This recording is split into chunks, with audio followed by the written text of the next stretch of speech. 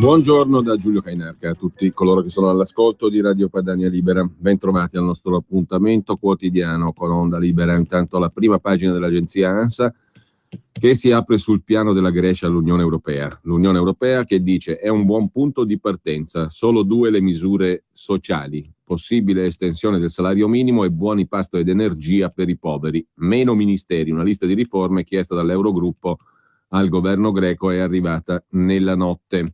Reagisce bene la borsa di Atene, scrive l'agenzia ANSA. E poi in primo piano ancora Landini, il Jobs Act che cancella le tutele dello statuto dei lavoratori, e sempre in primo piano sull'ANSA la sanità, il ministro Lorenzin che dice sì al ticket contro l'abuso del pronto soccorso. In Ucraina invece si va verso il ritiro delle armi pesanti, al via da domani dicono i ribelli, per il governo di Kiev attacchi filorussi lo impediscono. C'è anche spazio per l'accordo tra Italia e Svizzera, lo stop al segreto bancario che avremo modo di ricommentare peraltro, e la notizia di Finmeccanica che vende a Hitachi, Ansaldo STS e Breda, 2 aziende non di secondo piano a dir la verità nel panorama produttivo italiano. Indebitamento scende di 600 milioni con plusvalenza per Finmeccanica guidata dall'ex capo delle ferrovie e della CGIL, ancor prima Mauro Moretti, una plusvalenza, un guadagno di 250 milioni di euro, mentre in Siria lo Stato islamico brucia una chiesa e sequestra centinaia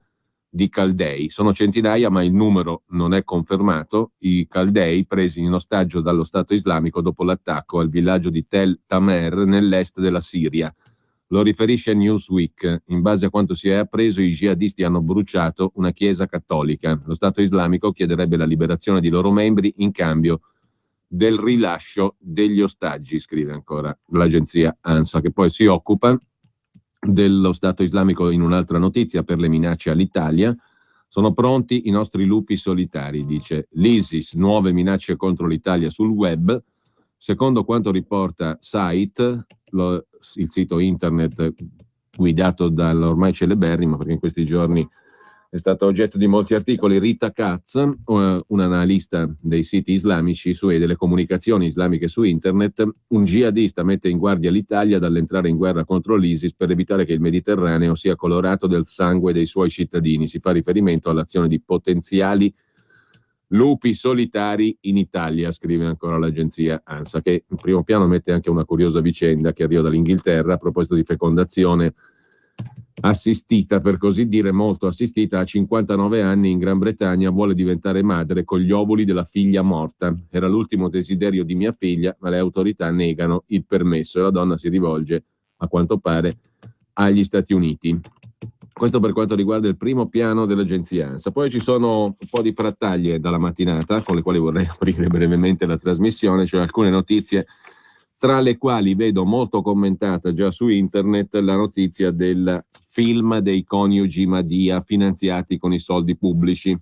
Nel 2014 la regione Lazio ha sborsato 1.800.000 euro per 7 film prodotti dal marito della ministra della pubblica amministrazione Marianna Madia. In un film protagonisti i Rom, in un altro ha perfino recitato la ministra. Il tutto è emerso in base all'attività di inchiesta politica del leader della destra Francesco Storace.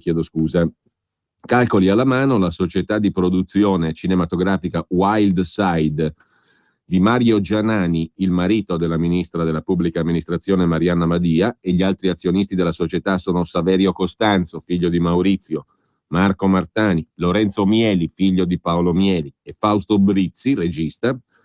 Dunque la società Wild Side avrebbe ricevuto, calcoli alla mano, 1.800.000 euro. A dicembre la società di produzione, che vede il marito della Madia fra gli azionisti, ha incassato 1.200.000 euro per produrre 5 pellicole cinematografiche. I film Profumo di pesche, dedicato ai Rom, Incompresa con Asia Argento e Gabriel Garco, Indovina chi viene a Natale, In Treatment e 1992 La peggior gioventù. Non tutti però girati interamente nel Lazio, che avrebbe legittimato il contributo della regione Lazio. Profumo di pesche è ambientato a Torino e girato solo in parte a Roma. Già a febbraio 2014 era esploso il caso del finanziamento di oltre 300.000 euro sempre alla stessa società per produrre il film Pazze di me, in cui recitava anche la stessa Madia. Modesto particolare, il film, filmato da Fausto Brizzi, dai più definito il re della commedia all'italiana, componente del Gotha renziano, è stato un clamoroso flop.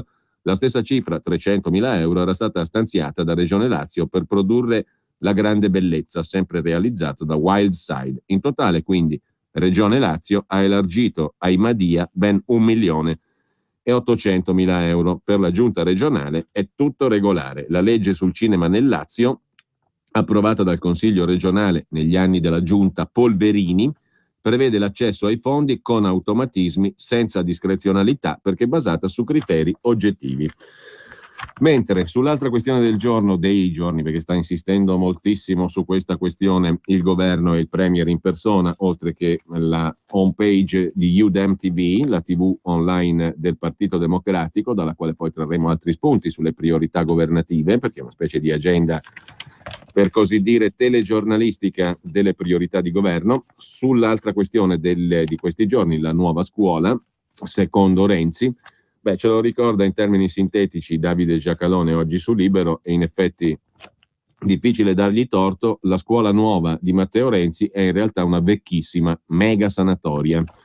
Come scriveva stamani sulla Stampa una lettrice insegnante nell'editoriale dei lettori che abbiamo letto stamani, 150.000 imbarcati d'un colpo, una vecchissima mega sanatoria, altro che la scuola nuova. Sempre a proposito di frattaglie di giornata, poi a pagina 11 di Repubblica ricompare niente meno che Gianfranco Fini, il quale si dice pronto a lavorare, e questa è già una notizia. Sono pronto a lavorare, dice Fini, per una nuova destra anti-Le Pen e di governo. Il leader ancora non c'è. È inevitabile che il vuoto si riempia, ma si deve partire dalle idee, dice Gianfranco Fini, non dai vertici tra ex colonnelli. Giorgia Meloni è una grande delusione, è diventata una costola della Lega, la sua mascotte, e quello di Salvini è l'epenismo d'accatto, dice Gianfranco Fini. Al netto delle felpe, Salvini è un personaggio della vecchia Lega. Prima volevano la liberazione del Nord per portarlo in Europa, adesso la liberazione dell'Italia da Bruxelles. La mia destra, dice Gianfranco Fini, chiameremo destra Monte Carlo, tendenza Monte Carlo, chiamiamola così, la mia idea di destra va in direzione opposta. Il problema non è l'euro, il problema è che abbiamo una politica monetaria comune e non una politica fiscale omogenea e tutto il resto. Salvini, ce l'ha ancora con lui Gianfranco Fini in questa intervista su Repubblica, ha detto cose oscene, tipo che sull'immigrazione, se non partissero non annegherebbero. Molto è cambiato da quando feci la legge con Bossi. Oggi arrivano donne e uomini in fuga dalla guerra civile, che giustamente chiedono diritto d'asilo. Una politica di destra ed europeista dovrebbe chiedere la revisione del Trattato di Dublino 3. Non è possibile che l'Italia debba farsi carico da sola di chi arriva sulle nostre coste. Archiviato Fini e la tendenza a Monte Carlo, un'altra notizia curiosa ce la offre Libero nelle pagine economiche. Banca Intesa San Paolo molla il Corriere della Sera e chiede indietro i soldi. La notizia in sé ha un suo peso, ma ce l'ha anche in riferimento a un'altra delle notizie di questi giorni, cioè il matrimonio eventuale fra Mondadori e Rizzoli, Corriere della Sera. L'amministratore delegato di Banca Intesa San Paolo, Messina, ha fatto capire che Rizzoli, Corriere della Sera, dovrà pagare il debito, perché Intesa San Paolo se ne esce dagli azionisti del Corriere della Sera e monetizza, chiede indietro i soldi. E la banca stessa, Intesa San Paolo, non parteciperà a eventuali aumenti di capitale di Rizzoli, Corriere della Sera. A questo punto l'offerta Mondadori per il ramo libri si rende necessaria per il creditore, Banca Intesa San Paolo, che bussa, e gli agnelli sempre più influenti. L'azionariato di Rizzoli, Corriere della Sera, vede già gli agnelli al 16,7%, secondo azionista Mediobanca 9,9%, Diego Della Valle 7,3%, dopodiché Intesa San Paolo è il 4,1%, ma adesso vorrebbe monetizzare. Questo spiegherebbe anche la ragione del matrimonio Mondadori, Rizzoli, Corriere della Sera. Sempre tra le notizie, per così dire, minori, il Fatto Quotidiano si occupa a pagina 2 di un provvedimento pro Alfano, ad personam, o meglio, targato, indirizzato, tagliato sul suo partito, il Nuovo Centrodestra. Il decreto mille proroghe, salva il nuovo centrodestra, avrà il 2 per 1000 e le detrazioni. La commissione trasparenza non c'era da 4 mesi e dunque il nuovo centrodestra non avrebbe avuto i requisiti per accedere al 2 per 1000 e alle detrazioni. Un favore, insomma, un cadeau per Angelino Alfano. Il regalino per il nuovo centrodestra, scrivono Marco Palombi e Paola Zanca. Soldi e partiti, tema delicato. Ora che il finanziamento pubblico scarseggia, si punta sui privati incentivati dal fisco. In ballo i fondi raccolti dai contribuenti col 2 per 1000 e le generose detrazioni fiscali per le donazioni, con relativo non obbligo di rendere pubblici i nomi dei benefattori sotto i 100.000 euro all'anno, e anche i benedetti fondi per la cassa integrazione speciale pensata per i partiti. Tutte cose che, se non fosse arrivato il comma 12 quater del decreto mille proroghe, un partito si sarebbe sognato, in particolare un partito molto caro alla maggioranza di Renzi, il nuovo centrodestra di Angelino Alfano, l'unico partito a non essere presente nella parte seconda del registro dei partiti politici, quella che dà accesso ai benefici previsti dalla legge sul finanziamento ai partiti fatta a suo tempo dal governo Letta. Il regalino al nuovo centrodestra si confeziona con facilità, approfittando delle stanze vuote alla sede distaccata della Camera dei Deputati, dove c'è l'ufficio della Commissione per la trasparenza e il controllo dei rendiconti dei partiti e dei movimenti politici. Da 4 mesi lì dentro non si vede nessuno, scrive il Fatto Quotidiano. A fine ottobre i 5 commissari, tutti magistrati, si sono dimessi. Nei loro 10 mesi sono riusciti a portare a casa il minimo sindacale, 6 delibere in tutto. Le prime 2 sono 2 questioni di modulistica, il registro dei partiti di cui sopra e poi il modello con cui i partiti possono chiedere di essere ammessi ai benefici, cioè le erogazioni liberali fiscalmente agevolate e il 2 per 1000 IRPEF. Poi erano i primi di marzo scorso quando hanno fissato la data di scadenza delle richieste. Entro il 20 marzo 2014 i partiti dovevano iscriversi al registro e presentare la documentazione. I ritardatari si vedono da subito. All'appello si presentano in 22, ma non c'è traccia del nuovo centrodestra. Secondo i documenti resi pubblici dalla Commissione, Alfano presenta lo statuto del partito a maggio, ma ci sono modifiche da fare per rispondere ai requisiti di legge. Così i magistrati responsabili del controllo rinviano il testo al mittente. Il testo corretto arriva a luglio e poi il 17 ottobre anche il nuovo centrodestra fa il suo ingresso sul registro dei partiti politici. In primavera la Commissione aveva fatto sapere ai ritardatari che avrebbero valutato anche le richieste di ammissione ai benefici purché arrivassero entro dicembre. Peccato però che 10 giorni dopo la delibera che iscriveva Alfano nel libro mastro dei partiti, la Commissione decideva di abbandonare il campo. Un articolo dell'Espresso racconta che i magistrati, chiamati a controllare trasparenza e correttezza dei bilanci dei partiti, non avessero i mezzi per fare il loro lavoro. Niente segreteria, nessuna dispensa dal lavoro ordinario in magistratura. L'allora presidente della Commissione Bruno Bove aveva chiesto e ottenuto dalla Corte dei Conti la messa fuori ruolo. Si è dimesso come gli altri 4 colleghi.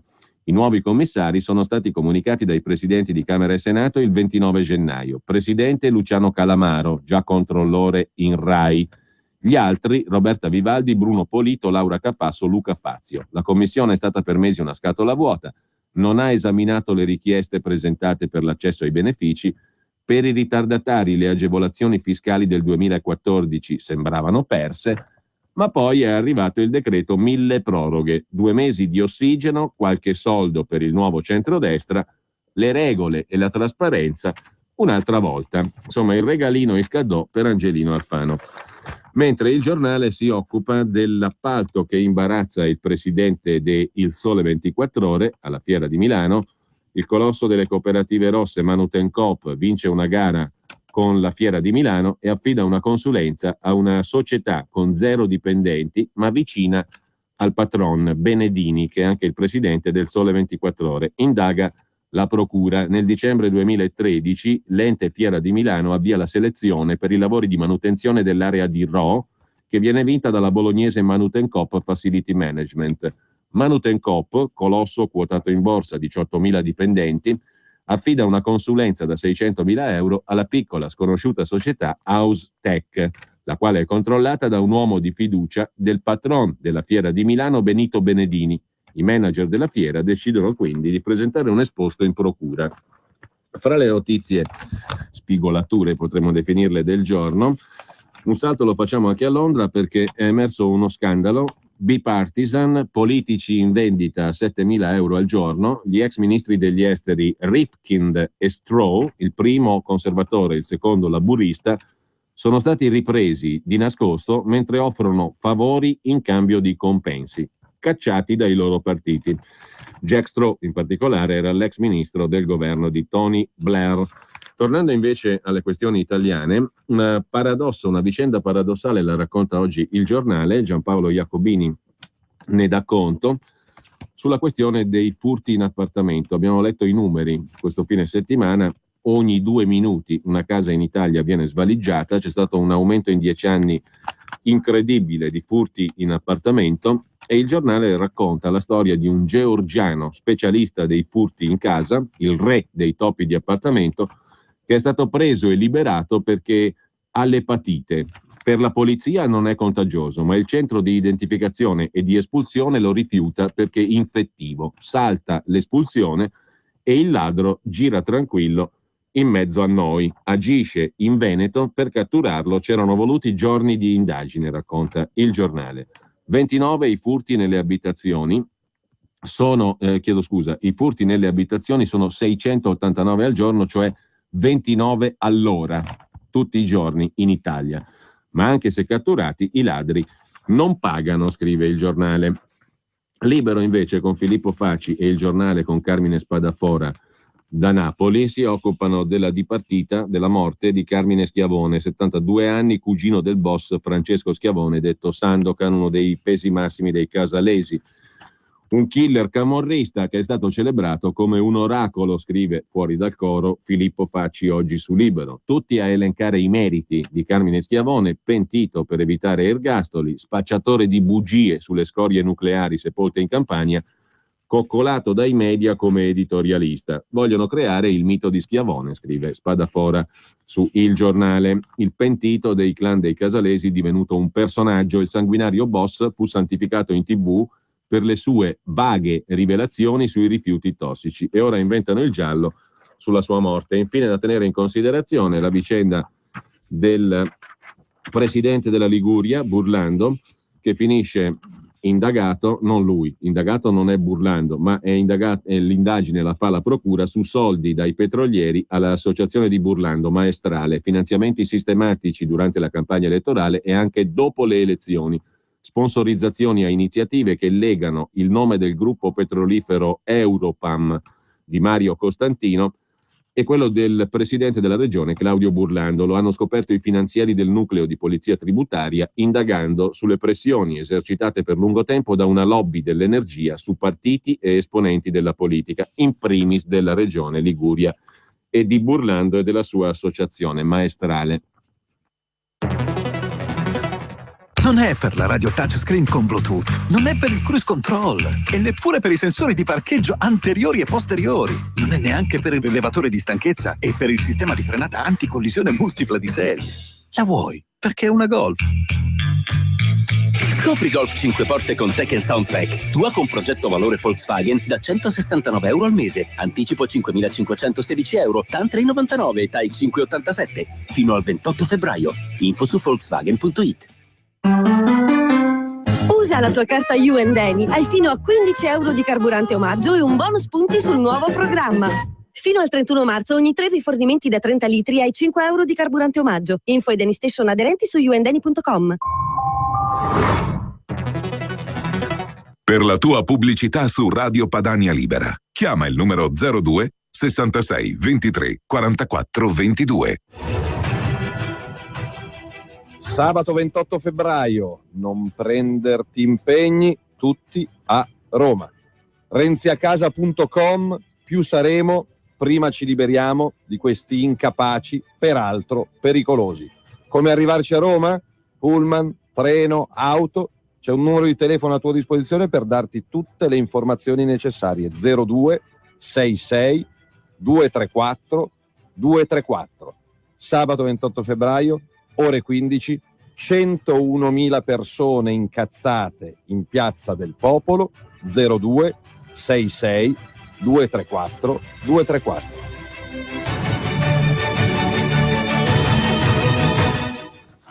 Altra questioncella, diciamo, di giornata, le vecchie slot machine da sostituire con le più redditizie videolotteries. Ne abbiamo accennato stamattina, il tutto nel decreto attuativo della delega fiscale, con l'obiettivo di maggiori incassi anche per lo Stato. Il Movimento 5 Stelle denuncia: con puntate più elevate è più facile anche il riciclaggio, scavalcati anche i paletti della legge regionale ligure, nel caso specifico ligure perché ne parla con più dettaglio oggi il quotidiano genovese, Il Secolo XIX. Che sia segreta o pubblica, la bozza del governo sul gioco d'azzardo, segreta come accusano le opposizioni, pubblica come dice il sottosegretario all'economia Baretta, sta di fatto che la bozza del governo sul gioco d'azzardo non è stata ancora condivisa, esaminata dai partiti, mentre le società del gioco ci avrebbero già buttato un occhio per prime, come al solito.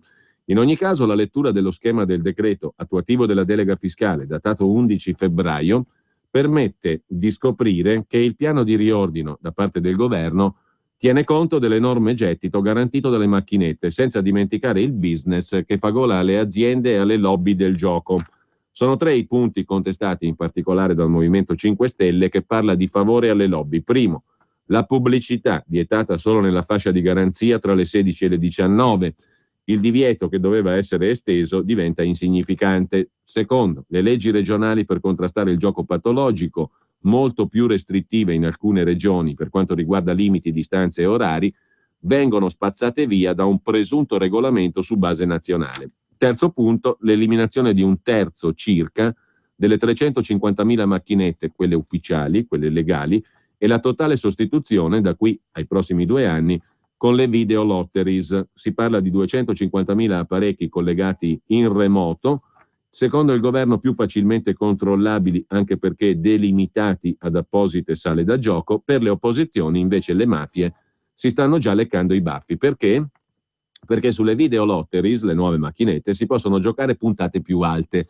Risulterebbe facilitato il riciclaggio. A leggere poi la bozza sembrerebbe che l'installazione sarà consentita anche in semplici spazi dedicati nei bar e nei locali, col risultato di trovarsi videolottery o simili dove i soldi che girano sono molti di più, al posto delle semplici slot. Ad attaccare il governo non è solo il Movimento 5 Stelle. Il coordinatore dell'intergruppo parlamentare sul gioco, autore della prima legge regionale in Liguria, Lorenzo Basso, del PD, definisce l'impianto normativo una grave sconfitta.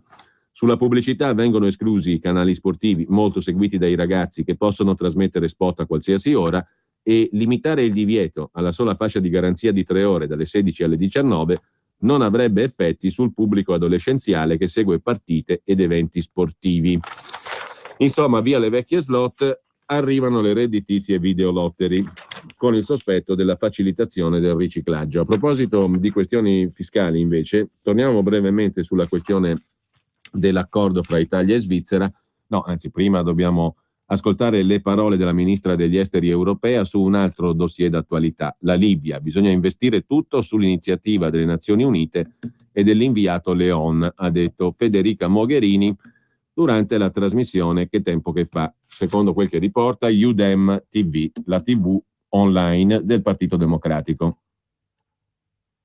Il periodo non è esattamente dei più facili per chi svolge il suo ruolo ed è un periodo molto, molto delicato. Provo a riassumere per grandi linee: il rischio default della Grecia, una guerra europea a est tra Russia e Ucraina e infine a sud il califfato, il caos della Libia. Proprio oggi il Presidente del Consiglio Renzi ha detto in mezz'ora a Lucia Annunziata: conosciamo la situazione perché in Libia i servizi italiani sono i numeri 1. Ecco, qual è il rischio reale e quanti sono secondo lei i membri dell'IS in Libia? Il rischio reale è vero, tanto che più che parlare di Stato fallito la domanda è se esiste uno Stato in Libia. Il problema è questo: c'è una frammentazione del potere, una proliferazione di armi, soldi che circolano, nessun controllo di un'autorità né sul territorio né sulle frontiere, risorse economiche, naturali, migranti, rifugiati. È un perfetto mix pronto per l'esplosione a pochi chilometri dalle coste europee. Quindi sì, il rischio c'è ed è reale. Il tema non è tanto quanto ISIS c'è in Libia, quanto piuttosto quanto uso del franchising ISIS viene fatto da gruppi che in Libia hanno operato anche negli dicono anni. Di appartenere o di essere ISIS, esiste un usino il nome simbolo, esatto, esiste un vero e proprio franchising, un sistema di marketing che fa uso di messaggi che interpretano in malo modo, del tutto distorcendolo, il messaggio religioso, l'identità, per una lotta di potere all'interno del mondo arabo, del mondo musulmano, e che sfruttano il vuoto di potere che c'è in Libia ormai da troppo tempo. In questo quadro... E siamo rassicurati dal fatto che una ministra degli esteri europea sia italiana, abbia questa chiarezza, va detto, diciamo, di analisi che lascia presagire un intervento efficace. Ma tornando al tema del rapporto Italia-Svizzera sulla questione dei quattrini imboscati in Svizzera, l'operatività dell'accordo andrà a regime dopo l'ok del Parlamento, anche elvetico naturalmente.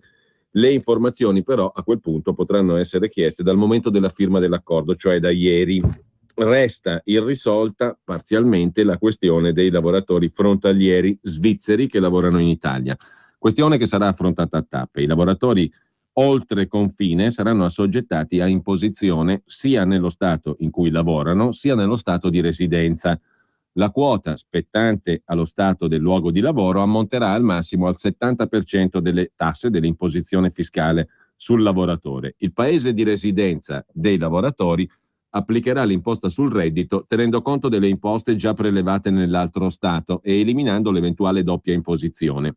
Il carico fiscale totale dei frontalieri italiani, per esempio, rimarrà inizialmente invariato, ma successivamente e gradualmente sarà portato al livello di quello degli altri contribuenti italiani. Non ci sarà più alcuna compensazione finanziaria tra Italia e Svizzera. Il ristorno ai comuni frontalieri italiani sarà a carico dello Stato, sulla base del principio dell'invarianza delle risorse. Ma qui c'è l'inghippo, come ha notato Matteo Salvini e come riprende oggi il quotidiano Libero. Secondo il segretario della Lega, infatti, l'accordo sarà pagato dai 70.000 frontalieri e dai 400 piccolissimi comuni italiani di confine che rischiano di non ricevere più alcun rimborso. Chi li risarcirà del mancato introito di 60 milioni di euro? Lo Stato italiano sull'orlo della bancarotta? C'è da scommettere che a pagare saranno sempre i soliti, i cittadini che avranno meno servizi e più tasse, argomenta Salvini. Il patto poi mescola le carte nel mercato bancario nel suo complesso. Perché? Perché i colossi elvetici, le banche elvetiche, finora limitate al private banking, potrebbero veder crescere le opzioni di business, di azione, di affari in Italia per il comparto aziende e PMI, cioè il cosiddetto corporate, o addirittura per il comparto famiglie, cioè retail, per il cliente comune. Prospettiva probabilmente mal digerita dagli istituti bancari italiani. Sulla questione dell'accordo italo-svizzero si pronuncia poi, lo abbiamo solo citato stamani, anche Victor Ukmar, professore emerito di diritto tributario all'Università di Genova e uno dei più reputati tributaristi italiani. I capitali italiani scappati in Svizzera sarebbero dunque arrivati a fine corsa? Sarà vero che questa è la volta buona, come ha twittato per l'ennesima volta il premier Renzi dopo l'annuncio dell'accordo fra Italia e Svizzera? La Svizzera perde davvero i clienti italiani? Beh, da questo punto di vista, dice il fiscalista, il professor Ukmar, bisogna vedere a quando si vuole risalire. I capitali italiani sono fuggiti in Svizzera in 3 ondate successive. Nella prima la Svizzera ha fatto da cassa di risparmio per quei ricchi borghesi che avevano paura della calata dei comunisti sull'Italia negli anni 50-60. Questi non sono scappati per frodare il fisco, ma per non rischiare la confisca dei beni in caso di una debacle politica. Poi ci sono quelli che sono scappati negli anni 70, di fronte a un notevole giro di vite della legislazione fiscale che ha fatto aumentare di molto il peso delle imposte sulle rendite da capitale.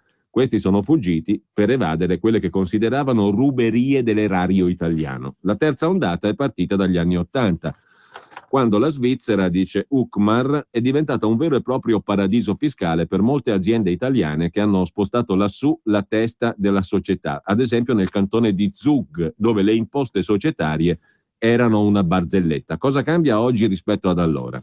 Fino a ieri non c'era scambio di informazioni fiscali fra Italia e Svizzera. Le informazioni si potevano avere attraverso rogatoria solo in presenza di un reato, ma si dà il caso che per la giurisdizione svizzera la frode fiscale non sia reato. Senza un'altra infrazione non se ne faceva nulla. L'accordo appena firmato prevede lo scambio a richiesta di informazioni e va a modificare l'attuale convenzione sulla doppia imposizione Italia-Svizzera. Ma per entrare in vigore, dice Ukmar, per entrare in vigore l'accordo dovrà essere ratificato prima dai due parlamenti e in Svizzera ci sono forti resistenze da parte della popolazione che considera il segreto bancario patrimonio da difendere. La domanda è: adesso i capitali rientreranno? Potrebbero rientrare, dice il professor Ukmar, quelli che hanno un importo inferiore ai 2 milioni di euro, su cui viene calcolato un reddito fisso del 5%, quindi su 1 milione sono 50.000 euro tassati al 27,5%. Per i patrimoni superiori ai 2 milioni di euro la legge è assolutamente indecifrabile e molto incerta, perché dopo la confessione al fisco il calcolo delle imposte viene sottoposto alla Procura della Repubblica, che può riaprire il caso a versamento già avvenuto. In pratica è come dire a chi ha i soldi in Svizzera: se tornate vi cacciate nei guai. Credo quindi che molti piuttosto rischieranno e se ne staranno tranquillamente lì dove sono. Così la pensa il professor Victor Ukmar, ritenuto uno dei tributaristi più reputati d'Italia. Intanto, sempre sul tema fiscale, c'è da aggiungere anche un paio di notizie che dà Roberto Petrini su Repubblica, su iniziative di governo, le misure del prossimo Consiglio dei Ministri, tracciabilità totale degli adempimenti fiscali per lottare contro l'evasione e maglie più larghe da 1.000 a 3.000 euro per l'uso del contante. Il piano del governo al Consiglio dei Ministri di venerdì. 2 sono le novità principali: l'arrivo della e-fattura, cioè in pratica scontrini e fatture saranno soltanto digitali, la e-fattura sta a significare questo, e dall'altra parte l'arrivo dello scontrino digitale. Basta con la carta, almeno a partire dal 2017.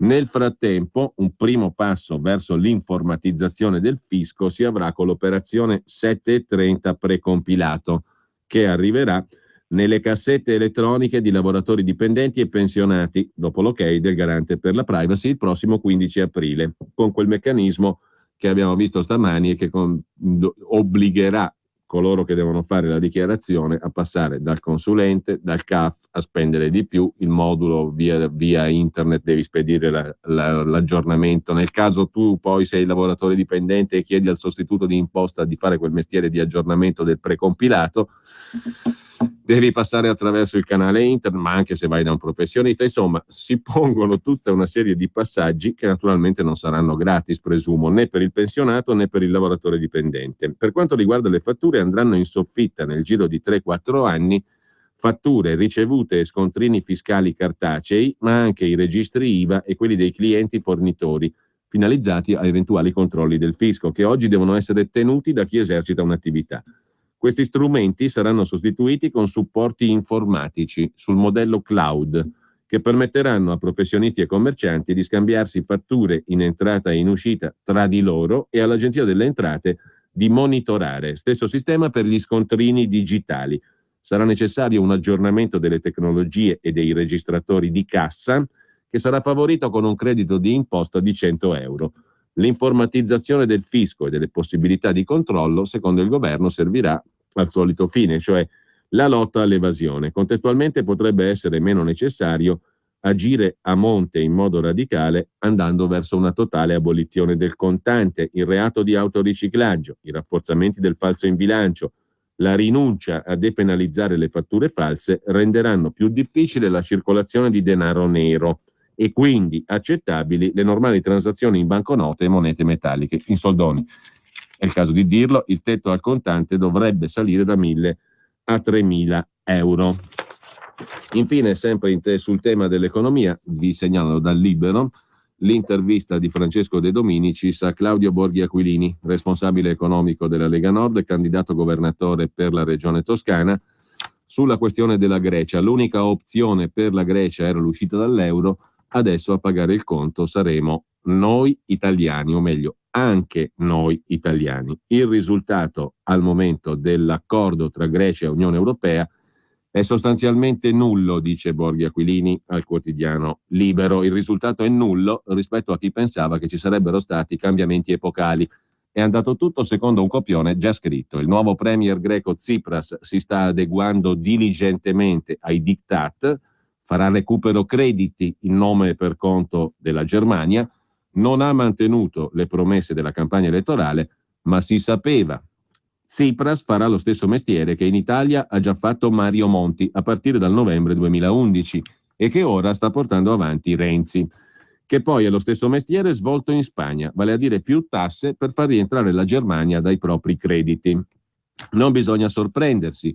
Tsipras, dice Borghi Aquilini al quotidiano Libero, ha realizzato ciò che mi aspettavo e ha ripetutamente assicurato alle diplomazie europee che non aveva alcuna intenzione di uscire dall'euro.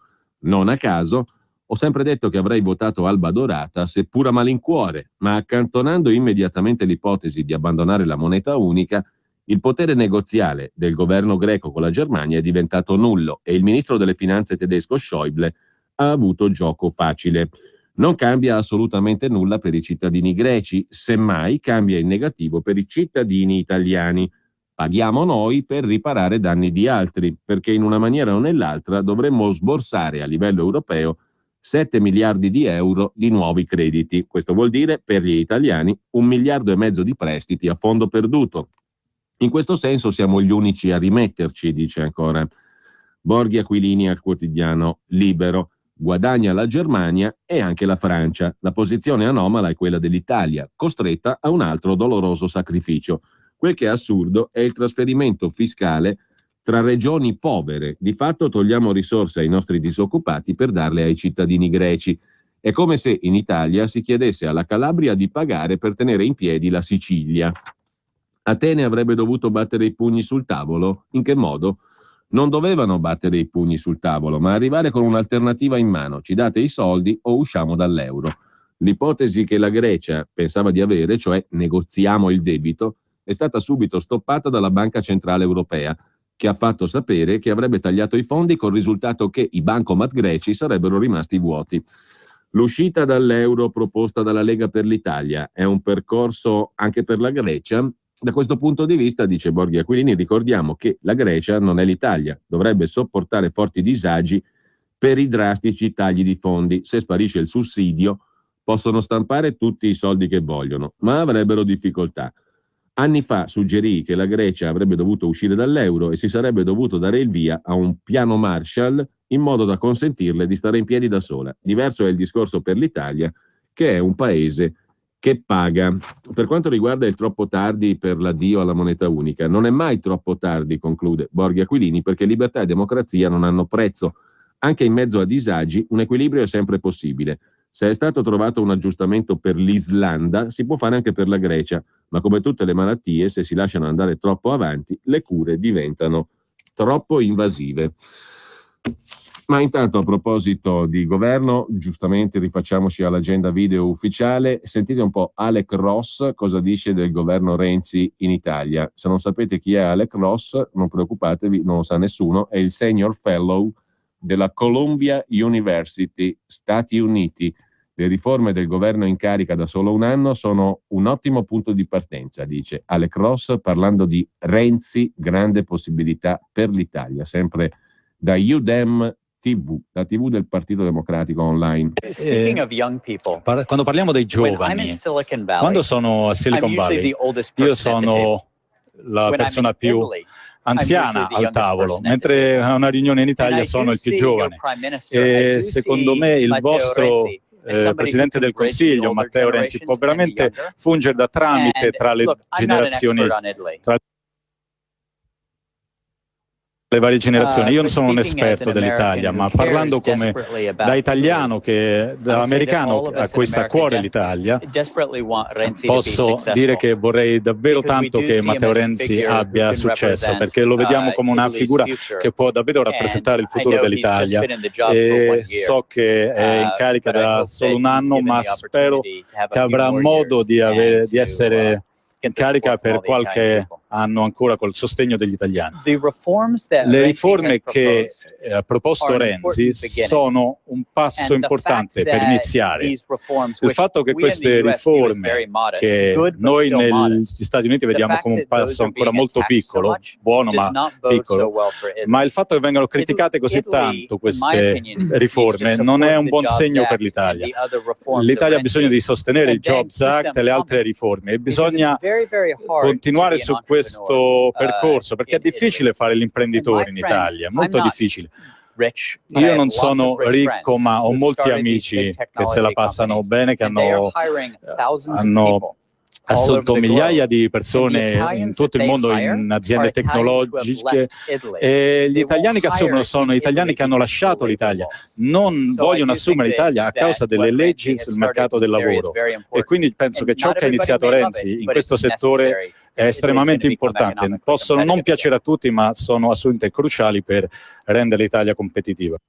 That's America, e se lo dice Alec Ross, che Renzi ha una grande possibilità per l'Italia, senior fellow alla Columbia University, dobbiamo pur esserne orgogliosi. Apriamo però un altro capitolo di quelli delicati, poi sentiremo nella seconda parte della trasmissione anche un servizio che è andato in onda ieri durante la trasmissione condotta da Corrado Formigli sulla 7, Piazza Pulita, un servizio dalla Tunisia, perché la Libia è vicina, anche la Tunisia è molto vicina, oltre che essere a sua volta vicina alla Libia, ed era stato dato come uno dei paesi, storicamente lo era, uno dei paesi più laici, tra virgolette, sebbene sotto il dittatore, per cui da abbattere Ben Ali da ultimo. Comunque la Tunisia era stato dato anche alla luce dell'esito disastroso delle primavere arabe. Tra le primavere arabe Tunisi si salvava, questa era l'opinione degli opinionisti, per così dire, che siamo soliti leggere sui giornali, sentire in TV, insomma quelli che la sanno giusta, dicevano che la Tunisia era un posto dove la rivoluzione araba, la primavera araba, era fiorita in una bella estate. Il servizio di Corrado Formigli, della sua inviata, in realtà ci documenta una situazione tutt'altro che rosea in Tunisia, ai confini con la Libia, a 2 passi dall'Italia. Ma a proposito di questo, c'è da segnalare oggi sul Libero l'intervista di Pierangelo Maurizio a Amr Helmi. Amr Helmi è l'ambasciatore egiziano in Italia. Lo Stato islamico punta dritto a Roma, dice l'ambasciatore egiziano, bisogna agire prima che sia troppo tardi, intervenire anche più duramente di come si fa in Siria e in Iraq. L'esecuzione dei 21 cristiani copti egiziani, lavoratori comuni, operai, falegnami, è un messaggio inequivocabile. Continuano a colpire certi obiettivi le forze egiziane, conferma l'ambasciatore in Italia dell'Egitto, ma niente truppe di terra, soltanto attacchi aerei sta portando l'Egitto. Penso che le cose andranno per il meglio, o meglio, lo spero, dice Amr Helmi, ambasciatore d'Egitto in Italia. Baffi e grisaglia di ottimo taglio, lo presenta Libero, cordiale e simpatico, è a Roma da 2 anni, a suo agio nei sontuosi saloni di Villa Savoia, una volta la residenza del re d'Italia. Nel salone dove siamo seduti, Vittorio Emanuele III, il 25 luglio del 1943, convocò Mussolini, il quale ne uscì arrestato. Adesso sono tutt'altri, scrive Libero, gli spettri che agitano lo scenario di una nuova guerra. La chiacchierata con l'ambasciatore egiziano alla fine lascia una sensazione, scrive il cronista, che a dispetto dei tanti summit da queste parti ci sia l'esatta percezione della gravità della situazione e che si consideri inevitabile la guerra contro il terrorismo che abbiamo ormai sulla porta di casa. Noi e gli egiziani, perché ora sono l'Italia e l'Egitto i bersagli dello Stato islamico, dice Amr Helmi, ambasciatore d'Egitto in Italia. L'Egitto è stato lasciato solo nella richiesta avanzata dal presidente al-Sisi di una missione internazionale contro lo Stato islamico, o meglio, così sembra. Ma così non è, dice l'ambasciatore egiziano, perché la comunità internazionale in Libia ha davanti 2 sfide. Una è la sfida politica per un governo di riconciliazione nazionale, e tutti dobbiamo sostenere gli sforzi dell'inviato dell'ONU, Leon, affinché in Libia venga data vita a un governo di riconciliazione nazionale. Ma anche se ci si riuscisse, questa è solo una parte del problema e nemmeno la più difficile. Non siamo affatto sicuri che quel governo sarà in grado di affrontare il terrorismo dilagante in Libia, che non sta solo destabilizzando la Libia, ma è un pericolo per l'Italia, l'Egitto e l'intera regione del Mediterraneo, una minaccia per la pace e la stabilità mondiali. Mi riferisco a uno dei gruppi terroristici più pericolosi, l'ISIS, lo Stato Islamico. Era in Siria e in Iraq, ora è in Libia e arriverà chissà dove. Se continuerà ad espandersi, la comunità internazionale è pronta? Penso che dovremo scindere il percorso politico e la lotta al terrorismo. Ecco perché l'Egitto non è isolato.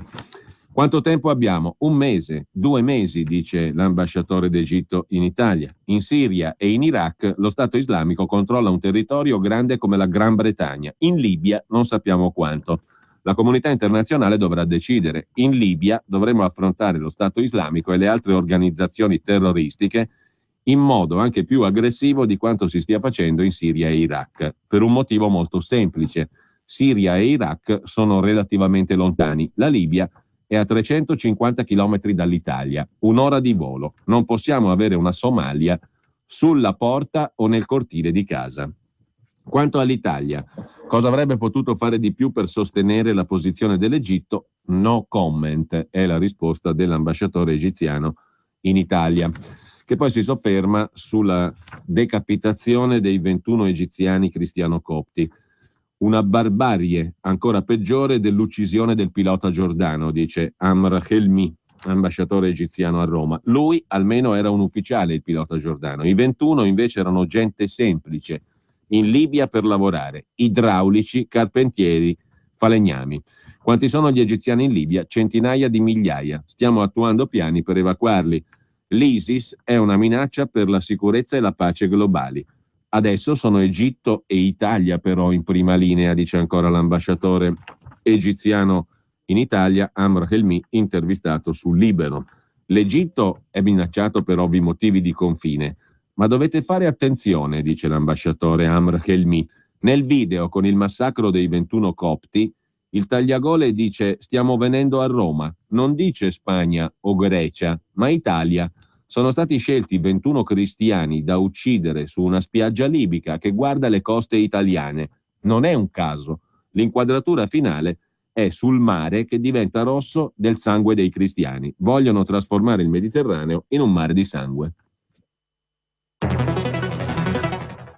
A scuola di business. Oggi musica. Come accordare tecnologia, efficienza e convenienza con un'occasione imperdibile. Fino al 31 marzo, con i furgoni Transporter e Caddy, il pacchetto Tech & Sound è in omaggio. E da oggi gli strumenti giusti per il tuo lavoro sono ancora più accessibili. Per te, finanziamento a TAN 0 e TAEG 2,39 e polizza furto e incendio per 1 anno gratuita. Questa sì che è musica! Volkswagen Veicoli Commerciali. La prima regola per lavorare bene. Non è per la radio touchscreen con Bluetooth, non è per il cruise control e neppure per i sensori di parcheggio anteriori e posteriori. Non è neanche per il rilevatore di stanchezza e per il sistema di frenata anticollisione multipla di serie. La vuoi perché è una Golf. Scopri Golf 5 porte con Tech & Sound Pack, tua con progetto valore Volkswagen da 169 euro al mese, anticipo 5.516 euro, TAN 3,99 e TAI 5,87, fino al 28 febbraio. Info su Volkswagen.it. Per la tua pubblicità su Radio Padania Libera, chiama il numero 02 66 23 44 22. Quando vuoi regalarti un esclusivo momento di piacere, non c'è niente di meglio di un buon caffè. Un caffè preparato con l'inconfondibile Caffè Padano. Caffè Padano, l'espresso buono come quello del bar. Bevi un caffè Padano e sostieni Radio Padania. Chiama subito il numero verde 800 08 68 69 e acquista una fornitura di Caffè Padano. La macchina del caffè è in omaggio, grazie a Radio Padania, la tua radio. Chiama l'800 08 68 69 e prova direttamente a casa tua l'inebriante aroma del Caffè Padano. E ricorda, chi beve Caffè Padano sostiene Radio Padania. Caffè Padano. Mai assaggiato un espresso così? Edilbona. Lattoneria per edilizia. Impermeabilizzazioni. Rifacimento tetti con tegole e pannelli coibentati di qualsiasi forma. Edilbona. Lavori con piattaforma aerea fino a 20 metri. Edilbona. Ad Arcisate Varese in via Bevera. Informazioni al 348 22 94 662. Ricordate Su e Giù, il sistema saliscendi per tendaggi? Su e Giù, il dispositivo che fa scendere le tende con tutto il binario permettendovi di toglierle in sicurezza. Senza la paura di cadere dalla scala per lavarle. Su e Giù è in vendita presso tappezzieri, colorifici e ferramenta. Telefonate al numero 02 36 51 64 40. Vi diremo dove trovarlo. Acquistatelo direttamente sul sito www.gmg-srl.net. Su e Giù, per non cadere più. Nella casa del futuro, l'energia è pulita e la tecnologia diventa amica dell'ambiente. Laghi Alpini SRL propone a Busto Garolfo villini singoli e bifamiliari in classe A+, con costi energetici quasi azzerati. Una sintesi perfetta tra estetica, comfort ed efficienza per regalare agli acquirenti il sogno di un'abitazione veramente ecocompatibile. Per informazioni 0331 070 766 laghialpinisrl.it. Missione possibile, il trasloco della tranquillità. Se devi traslocare, la missione è possibile. Grillo Antonino Traslochi. Scopri tutti i nostri servizi su www.grilloantonino.it. Per la tua pubblicità su Radio Padania Libera, chiama il numero 02 66 23 44 22. Sabato 28 febbraio, non prenderti impegni, tutti a Roma. renziacasa.com, più saremo, prima ci liberiamo di questi incapaci, peraltro pericolosi. Come arrivarci a Roma?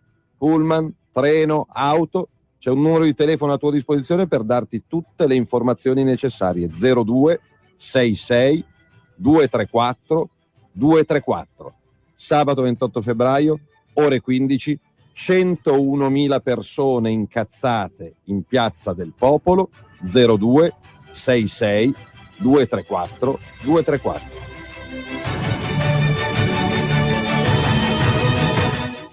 Veloce aggiornamento da UDEM TV sulle priorità di governo. Anch'io, cari ragazzi, sia direttore artistico che presentatrice e animatrice di questa bella mattinata, sono un po' emozionata. Posso confessarlo? Direi di sì. Sono un po' emozionata perché ci siamo, perché a giorni un decreto legislativo darà corpo, darà veste giuridica a questo lavoro intensissimo che abbiamo fatto al Ministero. Guardo qui gli amici che giorno dopo giorno, insieme a me, insieme a tutta la struttura del Ministero, ha raccolto tutte le informazioni, tutti i dati, tutto quello che sarà contenuto precisamente in questo decreto. Guardo gli amici delle commissioni parlamentari, le ragazze della settima, come lo chiamo io, Francesca, Simona, il presidente Andrea Marcucci. Insomma, un lavoro di grande respiro che ha visto questo primo anno di governo concentrato anche e soprattutto sulla scuola. E noi cosa vogliamo fare? Guardate, vogliamo dare un nuovo progetto educativo all'Italia per una scuola. Cosa vogliamo fare? Al di là delle parole della Ministra dell'Istruzione, Università e Ricerca Scientifica, Stefania Giannini, abbiamo capito una mega sanatoria, perché c'è poco, quella è la sostanza, diciamo, il cuore del discorso. Poi si vedrà nel decreto quali saranno le altre misure. Comunque, parole gioviali, diciamo così, per un momento drammatico. A proposito di momento drammatico, vi segnalo anche oggi su Il Giornale il colloquio di Jean Michalessin con l'ufficiale medaglia d'oro al valor militare, il tenente colonnello Paglia, il quale fa un'analisi del terrorismo islamico a partire dagli errori italiani in Somalia, italiani e occidentali. Il terrorismo islamico più forte dopo i nostri errori in Somalia. Nel 93 l'Occidente decise di ritirarsi, ma i terroristi non erano ancora stati sconfitti. Molti jihadisti che sono in Libia sono cresciuti tra le fila di Aidid in Somalia, dice il tenente colonnello Gianfranco Paglia, che la Somalia di 22 anni fa non può dimenticarla. Il 2 luglio del 93 è un giovane ufficiale 22enne incaricato di comandare un gruppo di blindati del 183esimo battaglione paracadutisti Nembo, intrappolati nell'inferno della battaglia del Pastificio, mentre un altro mezzo viene colpito dai lanciarazzi dei ribelli fedeli al generale Aidid, Paglia si sporge dalla torretta, cerca di indirizzare il fuoco contro il nemico fin quando un proiettile non lo colpisce alla spina dorsale e da allora si muove solo su sedia a rotelle. È l'unico soldato italiano vivente a sfoggiare una medaglia d'oro al valor militare. E si rifà anche alla questione somala. Dovremmo anche tornare con la memoria e facendo una panoramica storica a quanto successo in Jugoslavia, in Bosnia e poi in Kosovo e contro la Serbia, per avere un quadro di insieme di quello che sono stato l'evoluzione degli ultimi 20 anni, in particolare dell'ultimo ventennio. Ma a proposito di paesi vicino alla porta di ingresso dell'Italia, la Tunisia appunto, che a sua volta confina con la Libia, un confine molto labile attraverso il quale passa letteralmente di tutto. A proposito di questo, vi vorrei proporre adesso questi 10 minuti di servizio dalla Tunisia, giusto appunto, che è stato mandato in onda ieri a Piazza Pulita, condotto da Corrado Formigli sulla 7. Un servizio che direi è piuttosto interessante. L'ultima parte invece della trasmissione sarà occupata da un'intervista a tutto campo al segretario della Lega Nord Matteo Salvini, andata in onda su Quinta Colonna su Rete 4. Però prima questo servizio dalla Tunisia, dal programma Piazza Pulita. Che le infiltrazioni estremiste dell'ISIS fossero conclamate in Tunisia lo dimostra il fatto che la Tunisia è il paese che ha fornito più foreign fighter, cioè più combattenti all'ISIS in Siria, in Iraq e in Libia. Quasi 4.000, oltre tra i 3.500 e i 4.000 combattenti tunisini sono arruolati nelle file dell'ISIS. C'è un clima, c'è un problema di jihadismo rampante, fortissimo in Tunisia, un paese ancora più vicino, se vogliamo, a noi della Libia, ed è per questo che noi siamo andati con Francesca Manocchi in Tunisia a vedere appunto quello che sta succedendo. Vedete un po'.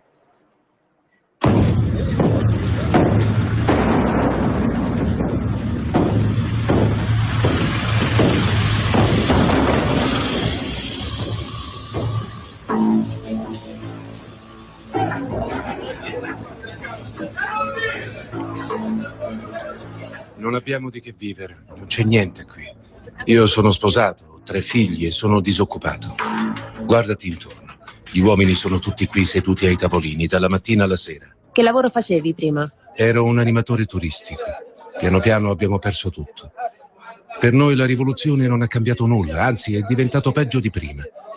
Nelle periferie come questa, se sei fortunato e saggio, vivi con la solidarietà dei fratelli. Se sei giovane rischi di finire nelle mani sbagliate. Ti riferisci ai ragazzi partiti per il jihad? Sì. Io ne conosco tanti partiti da qui per il jihad. Molti miei amici sono andati a combattere e non è solo per la religione, è la povertà, capisci? Ci guardiamo intorno, in Tunisia c'è solo corruzione. A me fa paura ISIS, ma un po' li capisco. E hai mai pensato di partire? Sì che ci ho pensato. Poi penso alla mia famiglia che ha bisogno di me. Guardo le immagini dalla Siria e dall'Iraq e mi spaventa quello che vedo. Musulmani uccisi da altri musulmani. C'è qualcosa di blasfemo, qualcosa che non capisco. Però ci ho pensato, sì. Lo vedi? Abbiamo perso centinaia di giovani e altri ne perderemo. Per i terroristi il bisogno di soldi è il modo più semplice di avvicinare i nostri ragazzi.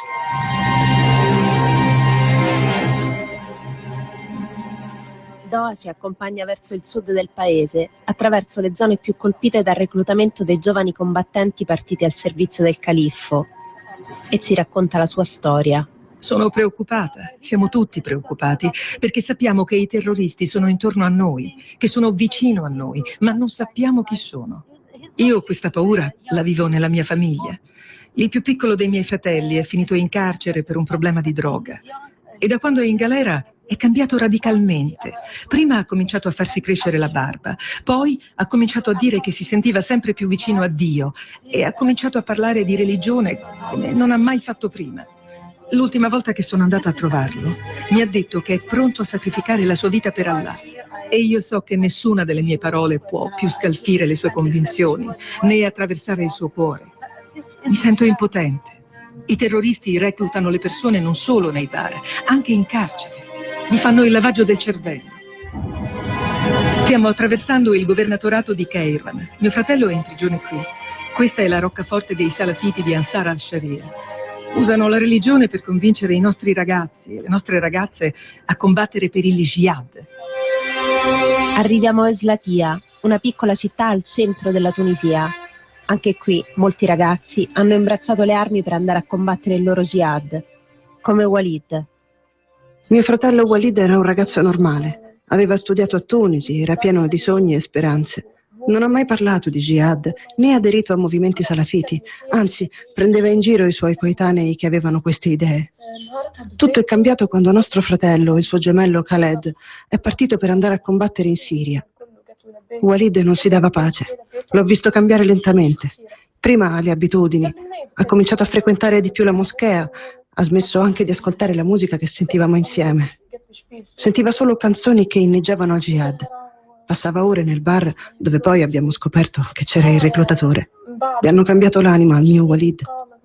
E un giorno, senza dire niente, è partito da qui con altri 4 ragazzi di Eslatia.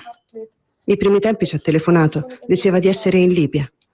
Poi ha cominciato a non chiamare più e un giorno è squillato il telefono e la sua voce sembrava arrivare da un altro mondo.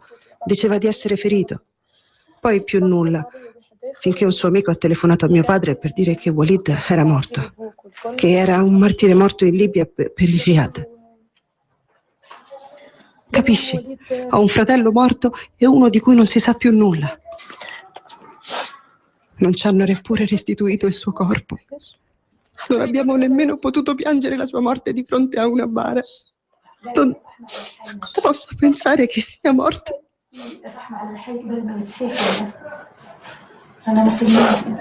Walid era il mio piccolo.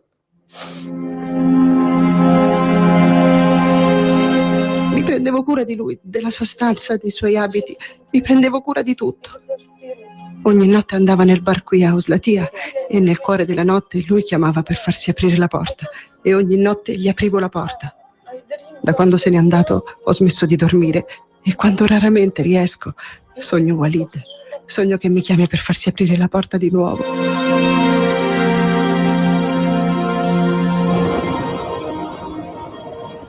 Questa è la strada che porta a Ben Garden, l'ultima città prima del confine con la Libia. È la strada che fanno i ragazzi per andare alla guerra. Qui vivono tutti di commercio, legale e illegale. E quello che sta succedendo in Libia sta peggiorando la situazione. Ben Garden è una città povera. Per molti il contrabbando è l'unico modo per sopravvivere. Qui, negli ultimi mesi, sono stati arrestati molti reclutatori. C'è il confine con la Libia laggiù. Da lì può entrare di tutto. Non c'è nessuno che controlla. Possono passare armi, tutto. Nessuno si preoccupa davvero di questa parte del paese. Cos'è rimasto della rivoluzione? Dove sono andate a finire le promesse di cambiamento? Siamo tutti senza lavoro, siamo già poveri e con le notizie che arrivano dalla Libia, soprattutto nelle ultime settimane, la situazione può solo peggiorare. Per noi non ci sono soldi, non c'è lavoro, non c'è sviluppo. Questo è il confine legale e l'esercito prova a controllare chi esce e soprattutto chi entra. Ma sappiamo e vediamo con i nostri occhi che i terroristi trovano sempre modi e strade per arrivare qui. Stanno prendendo i nostri figli, stanno convincendo i nostri figli e i nostri nipoti a morire per questa guerra sporca. Si chiama Daesh, si chiama Ansar al-Sharia, non importa. Abbiamo il dovere di difendere il sangue del nostro sangue. Non li lasceremo entrare qui. Non vogliamo questa sporca gente in Tunisia. Prima la Libia era il nostro ossigeno, ci dava da mangiare, ora è minaccia di morte e sofferenza. E il problema non è solo trattenere i ragazzi che vogliono partire, ma combattere le idee di quelli che sono stati a combattere e rientrano qui per convincerne altri. Troppe donne qui stanno piangendo i morti di questa guerra. Mio fratello è partito per la Nigeria a combattere. Ci ha telefonato uno sconosciuto per dire che era stato ucciso. Io ho perso 2 fratelli, partiti tutti e 2 per combattere in Siria. Uno aveva solo 17 anni. Prima di partire parlava solo di morte. Diceva che la morte per il profeta era un dovere. Diceva che doveva difendere i fratelli ed era pronto a morire per loro. Non c'è stato modo di fermarlo. Ehi, ferma, vieni qui. Sulla strada di Ben Garden, mentre prendiamo la via del ritorno, vengo fermata da un gruppo di ragazzi. ISIS è il meglio. ISIS è il bene. È il bene per te? Sì, il bene, la verità e la giustizia. Andrò anche io a combattere. ISIS è la libertà. La gente in Siria e in Iraq ora vive bene grazie al califfo. ISIS è la libertà perché sta dimostrando che la gente si può governare con uguaglianza. I ricchi e i poveri possono diventare uguali. ISIS è la giustizia. Ma tu pensi che i ragazzi che combattono con l'ISIS siano terroristi? No, non sono terroristi. I vostri paesi sono terroristi. L'America, la Francia, l'Italia sono terroristi e fanno nascere altro terrorismo. ISIS vuole solo che trionfi la giustizia. E voi? Partireste? Vorreste andare a combattere? Sì, certo, con i nostri fratelli, che sono andati a lavare la vergogna dell'Islam. Solo ISIS garantisce un governo che difende veri musulmani. E i nostri fratelli martiri in Siria, in Iraq, sono veri musulmani. Sono pronto ad andare in Libia anche domani a combattere per il jihad. Il mio califfo verrà anche da te a Roma con il volere di Dio. Occuperemo Roma. Cosa rappresenta per voi al-Baghdadi? Il califfo dei veri musulmani. L'unico che può portare la Sharia in tutto il mondo, la vera Sharia. Al-Baghdadi non è ipocrita come Saddam Hussein, Gheddafi, Ben Ali e quegli altri. Lui sa che i nostri morti non sono morti di sete. Ora anche voi ve ne accorgerete.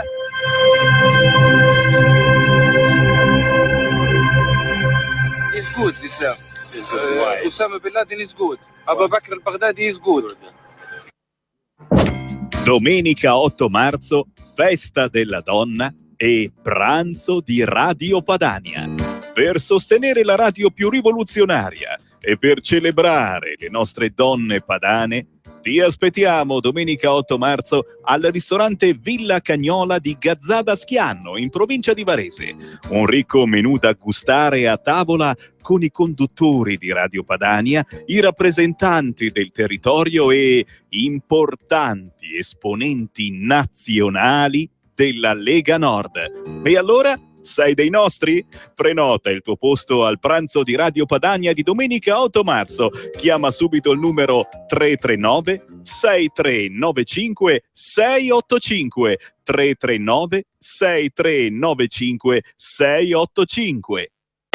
Grazie di essere qui con noi. Allora, posso dire una cosa? Sì. Mi hanno scritto dei giostrai veneti dicendo non confondeteci con quella gente lì perché c'è anche gente che paga le tasse iscritta alla Camera di Commercio che non va in giro a fare tentate rapine. Questa è Marta. No, non ha fatto una rapina, ha fatto una tentata rapina. Quindi onore ai giostrai che fanno bene il loro lavoro e onore al benzinaio che non si è voltato dall'altra parte e ha difeso una ragazza che era chiusa dentro quella gioielleria.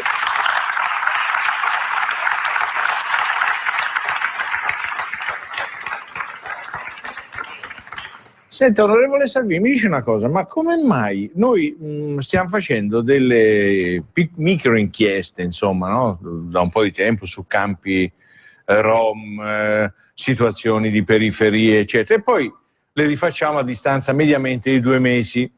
Quando le facciamo dopo 2 mesi il problema non è risolto, è spostato quando va bene. Stasera vedremo varie situazioni in cui non è neanche spostato, ma è sempre lì. È la stessa esatta cosa. Perché? Posso dirle che più che dei rom... anzi, che si deve fare in questo paese allora, per risolvere una di queste situazioni? Innanzitutto si può, non è che non si può. Se si vuole, si può. Faccio l'esempio di Verona, dove c'erano dei campi rom che non ci sono più. Perché se un sindaco fa rispettare la legge, tira fuori le palle, la situazione la riporta a normalità. E le aggiungo che più che coi rom, che approfittano di una situazione delirante dove hanno tutto gratis, io la colpa la do alle istituzioni italiane, allo Stato e a quei sindaci che gli regalano tutto quanto. Ad esempio a Roma, nel 2013, il sistema rom è costato ai cittadini romani, quindi agli italiani, 24 milioni di euro. Ora io mi domando se quei 24 milioni di euro non potevano essere destinati a degli italiani in difficoltà piuttosto che al sistema del magna magna dei campi rom, perché poi c'è chi ci guadagna dietro quella roba lì. Quindi più che dei rom è colpa dei politici che non fanno niente. E si può sgomberare, perché hanno i diritti e i doveri che ho io. Non sono peggio di me, però hanno i diritti e i doveri che ho io. Se li lasci lì con lo chalet, con la luce gratis, l'acqua gratis, il gas gratis, hanno delle televisioni più grandi rispetto a quello che abbiamo io e lei se ce l'abbiamo a casa, e quindi loro approfittano. Dal loro punto di vista dicono: ma che scemi sti italiani, faccio quello che voglio, nessuno mi manda via. Guardi un po' questa piccola clip che riguarda il Presidente della Repubblica Mattarella. Io fra 10 giorni lo vorrei incontrare per sollecitarlo a sollecitare il Parlamento ad affrontare il tema legge Fornero. Quindi gli chiederò anzi io formalmente un incontro, perché lui può invitare il Parlamento a occuparsi di cose serie, quindi gli chiederò di invitare il Parlamento a occuparsi di legge Fornero, quindi lo farò io personalmente. Perché non c'è andato lei all'incontro con Mattarella? Mattarella avrebbe voluto incontrarla, il Presidente della Repubblica. Perché parlavano di legge elettorale e onestamente sarà un mio limite, io ho tanti difetti. La legge elettorale, non mi sveglio la mattina pensando chissà cosa succede della legge elettorale. Però io non pregiudico. Il passato di Mattarella non mi entusiasma. Uno che ha fatto il ministro con Andreotti, con De Mita, con la Rosy Bindi, con la Livia Turco, non è esattamente il mio modello di politica nuova. Però vediamo cosa farà in futuro. Siccome sono abituato ad avere dei pregiudizi contro la Lega di gente che non mi conosce, io non pregiudico Mattarella, però gli chiederò di parlare. Ma non sembra un atto di cortesia andare, o anche di gentilezza, diciamo? Non ero invitato, però ci tornerò. A volte sono un po' burbero, me ne scuso, però purtroppo ho a che fare con tante di quelle ingiustizie che ogni tanto non riesco a essere così educato come vorrei, quindi approfitto delle sue telecamere per scusarmene e sono meno peggio di come appaio. Però veramente quando ho la fila di gente che mi dice, le faccio l'esempio di una mamma della provincia di Parma con 3 bimbi che è andata in comune a chiedere una mano, un alloggio, un assegno e le hanno detto non c'è. Lei non rientra nella casistica perché una mamma italiana con 3 bimbi, nel paese a fianco ci sono 40 immigrati da mesi in albergo con colazione, pranzo e cena. E secondo me gli italiani sono vittima di razzismo nei confronti degli italiani e quindi io divento cattivo. Ogni tanto me ne scuso, però veramente ritengo che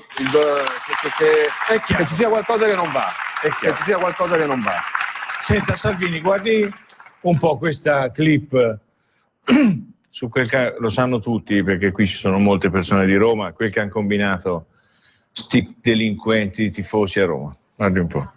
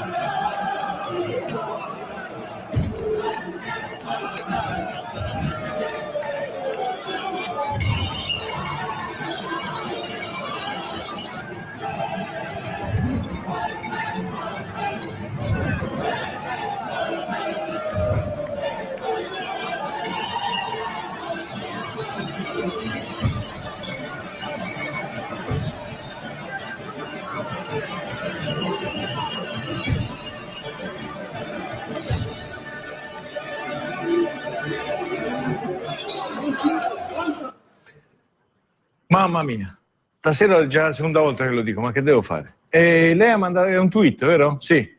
Tifosi olandesi devastano Roma, il prefetto di Roma dovrebbe dimettersi, il suo capo Alfano dovrebbe dimettersi e chiedere scusa. L'ha scritto lei. In Italia non si dimette mai nessuno. Per una roba del genere in Svizzera, in Austria, in Germania, in Svezia, qualcuno si sarebbe dimesso, qualcuno ha sbagliato, qualcuno avrebbe chiesto scusa. Però le faccio vedere come si può risolvere il problema. Questa è l'assicurazione che il sindaco Marino mi ha fatto sottoscrivere per la manifestazione di sabato.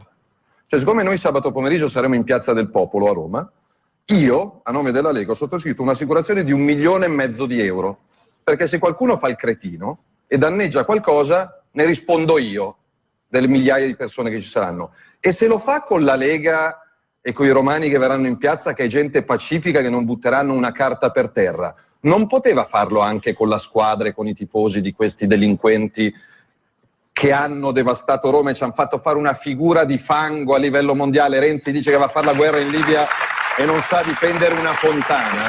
Quindi si può. Posso però dirle che io non vorrei tornare... Chi ha scritto sto foglio qui? È sbagliato quello dell'assicurazione, c'è qualche errore grammaticale. L'assicurato si scrive con 2 S. No, glielo dico. Allora, allegato si scrive con la diremo all'assicuratore e al comune di riguardare possono, visto però che... 1,5 milioni lo garantisco, poi sì, so che andrà tutto bene. Però darle un dubbio. Siccome sabato pomeriggio io mi aspetto in piazza le mamme con i bambini, i nonni, una manifestazione bella, colorata, pacifica come la facciamo a Milano, senza quelle scene lì. Però io ho visto in giro per Roma tanti manifesti abusivi dei centri sociali, lo possiamo vedere, degli antagonisti. Io non vorrei che ci fosse qualcuno sabato pomeriggio che viene a rompere le palle alle mamme, ai nonni e alle persone per bene. Quindi spero che il sindaco, il questore, il prefetto e il ministro facciano il lavoro per cui sono pagati e permettano che sabato pomeriggio ci siano in Piazza del Popolo 100 persone educate e per bene, perché io non mi sono mai permesso nella mia vita di andare a rompere le palle alle manifestazioni di qualcun altro. Non so perché i centri sociali possono fare sempre quel cacchio che vogliono senza pagare una lira per i loro danni. Quindi spero che chi deve fare il suo dovere faccia il suo dovere. Non c'è? Non c'è. Mi dice una cosa, ma i rapporti col Cavaliere?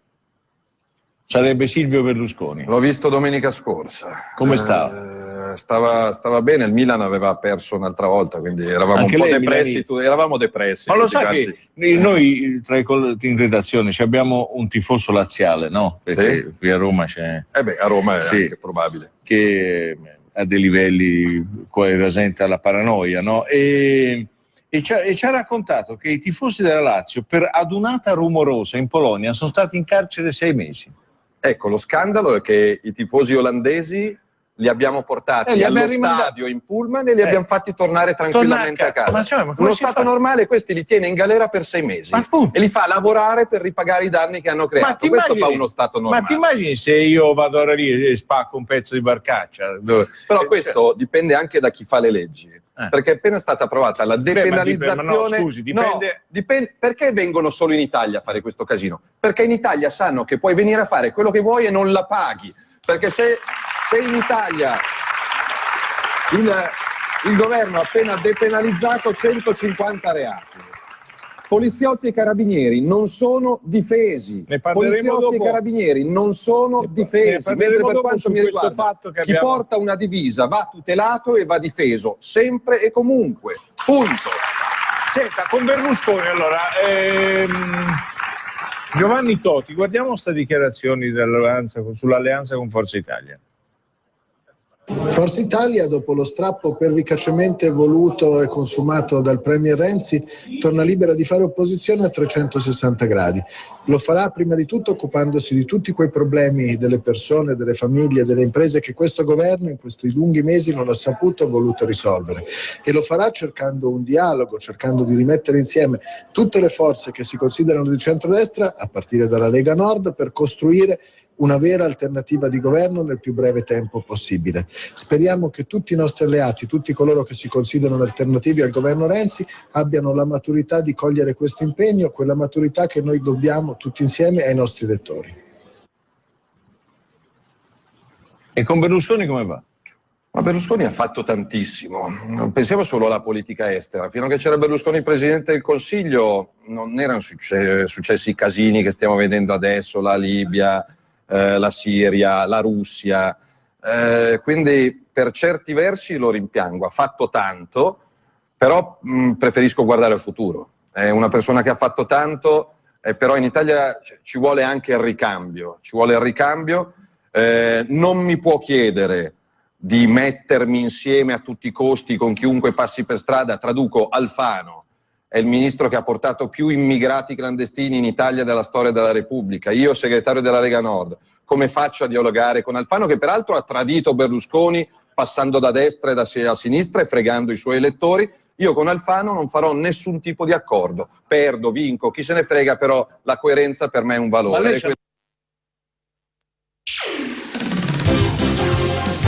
Sono le 12:00. Radio Padania presenta Coming Soon Radio, quotidiano di informazione cinematografica. Posso baciare